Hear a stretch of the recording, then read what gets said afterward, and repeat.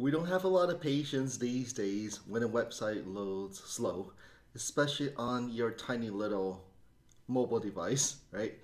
If it loads slow, we typically exit out of the website or refresh. We just have very little patience these days.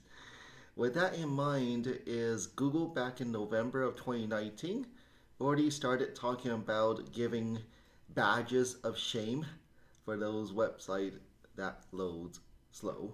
So what you might want to consider is make sure your website is loading fast, right? Work with the web developer to make sure the website loading fast. And typically, is the faster website loads, the better the user experience. And just to give you a heads up that this might be what it might look like in the future. So Google already gave a heads up. We just don't know what the shame would look like, the badge. But Google gave a couple of screenshots.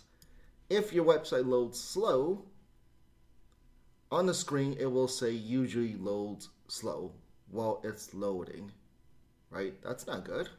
But if it's loading fast, there will not be any badge, but of course it'll be green bar, green, right, green progressive indicator right at the top. And about 2/3 of folks use Google Chrome, and Google Chrome is growing and growing. So you definitely want to make sure your website loads as fast as possible these days.